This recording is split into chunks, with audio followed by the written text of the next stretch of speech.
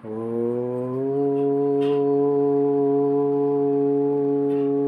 నమః శివాయ.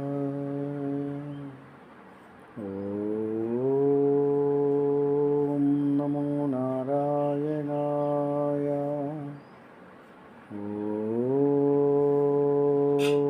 ఓం నమో భగవతే వాసుదేవాయ నమః. ఓం నమో గురుభ్యో నమః. భక్తాజన ప్రియులకు మరియు యూట్యూబ్ ఛానల్ ప్రియులకు అందరికీ నా శుభాభివందనములు. దినచర్య గడుపుకొని ఈరోజు భగవద్గీత నుంచి మరొక శ్లోకంతో మీ ముందుకు వస్తున్నాను. మీ శ్రీనివాస్ జావని.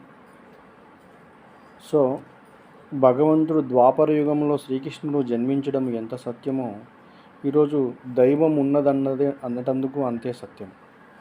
శ్రీకృష్ణుడు భగవద్గీతలో ఒక శ్లోకం చెప్పిండు. బ్రహ్మైక్యముని ఎలా పొందాలి, బ్రహ్మస్థితిని ఎట్లా ఛేదించాలి అనే దాని మీద ఆ బ్రహ్మైక్యం యొక్క శ్లోకాన్ని మనం ఒకసారి మీ ముందు ఉంచుతాను. యశా బ్రహ్మస్థితి పార్థ నైనం ప్రాప్య విమోహతి చిత్వశమాంతకలేపి బ్రహ్మనిర్వాణమృచితే ఏషా బ్రహ్మీ స్థితి పార్థ నైనం ప్రాప్య విమోహితి చిత్వశమాంతకాలేపి బ్రహ్మనిర్వాణముచితే. ఓ అర్జున, ఇది బ్రహ్మప్రాప్తి నందిన పురుషుని యొక్క స్థితి. దీనిని పొందిన పిదప యోగి ఎన్నడును మోహితుడు కాడు. అంతకాలమునందును ఈ బ్రహ్మస్థితి యందు చితమెరిగి ఉండినవాడు బ్రహ్మానందమును పొందును. పార్థ ఏష ఇదియే బ్రహ్మ ప్రశ్నించినది బ్రహ్మ ప్రాప్తి నందిన స్థితి, పురుషుని యొక్క స్థితి. ఏనం దీనిని ప్రాప్తి పొందిన పిదప నా విమోహతి యోగి ఎన్నడును మోహితుడు కాడు.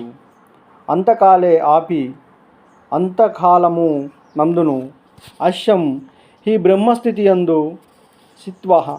స్థితమైయుండినవాడు బ్రహ్మ నిర్వాణం బ్రహ్మానందమును ముచ్చతి పొందును అని ఈ విధముగా శ్రీకృష్ణ భగవానుడు శ్లోకం ద్వారా బ్రహ్మ యొక్క స్థితిని ఎట్లా అనేది వివరించి ఉన్నాడు. శ్రీకృష్ణుడు అర్జునికి ఉపదేశించినాడు. ఓ అర్జున, బ్రహ్మస్థితి అనగా ఇదియే బ్రహ్మప్రాప్తి కలిగిన పురుషుని స్థితి. ఈ బ్రహ్మస్థితిని పొందిన యోగి ఎన్నడును మోహితుడు కాడు. అంతకాలమునందును ఈ బ్రహ్మస్థితి యందు స్థిరముగానున్నవాడు బ్రహ్మానందమును పొందును. అనగా మనకు చావు, కర్మలు ఇలాంటివన్నీ వస్తూ ఉంటాయి, పోతూ ఉంటాయి.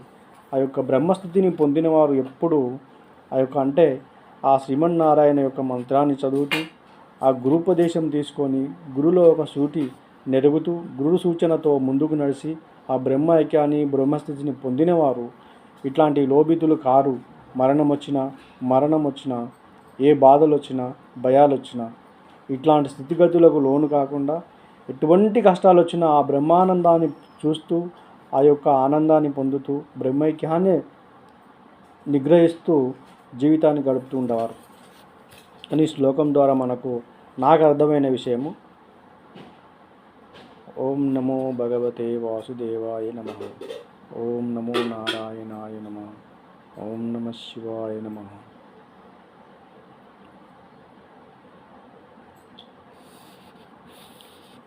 బ్రహ్మి అను రెండు విశేషములతో పాటు స్థితి అను పదము ఏ స్థితిని సూచించును, దానిని పొందుట ఎనగానేమి.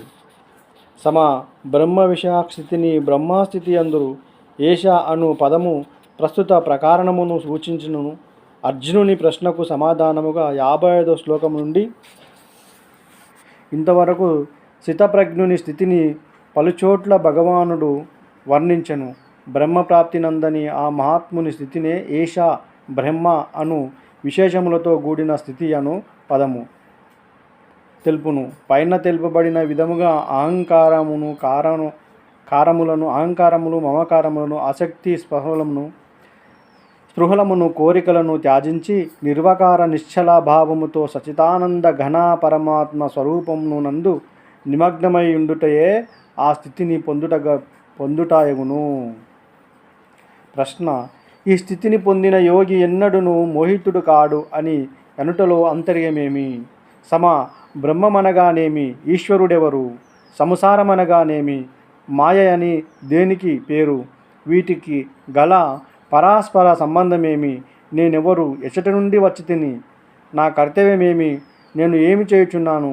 ఈ మొదలగు విషయములను యథార్థ జ్ఞానము లేకపోవటయే మోహమనబడును. ఈ మోహము జీవునకు అనాది కాలము నుండి ఉన్నది. దీని వలనే అతడు సంసార చక్రమున భ్రమించుచున్నాడు. కానీ ఈ అహంకార మమకారములు ఆసక్తులు కోరికలు త్యాజించి మనుషుడు పైన తెలుపబడిన బ్రహ్మస్థితిని పొందినప్పుడు ఈ అనాది స్థితి అయి మోహము అతని నుండి సమూలముగా తొలగిపోవును. కావున మరల అది ఉత్పన్నము కాదు. అంతకాలమునందును ఈ స్థితి అందున్న యోగి బ్రహ్మానందమును పొందును అని అనుటలోని అంతర్యమేమి?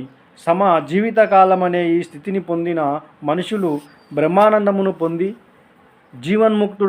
జీవన్ముక్తుడగునని అవసరమే లేదు. కానీ సాధన చేయగా అకస్మాత్తుగా మరణకాలమునందును ఈ బ్రహ్మస్థితి అందున వాడు అనగా అహంకారము మమకారములను ఆసక్తి సల్ప్రహాలను కోరికలను అంతరింపజేసుకొని త్యాజించి నిశ్చలాభావముతో పరమాత్మ స్వరూపమునందే స్థితుడై ఉన్న వాడును బ్రహ్మానందమును పొందును.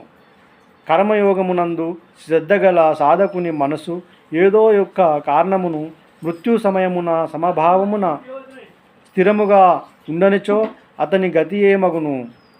మృత్యుకాలమునందు మరణ సమయమున సమాభావస్థుతుడై ఉన్న సాధకుడు తాత్కాలికముగానే తత్క్షణమే ఉద్ధరింపబడును. కానీ మరణ సమయమున అతని మనస్సు సమాత్మ నుండి విచలితమైనను అతని అభ్యాసము కృషి వ్యర్థము కాదు.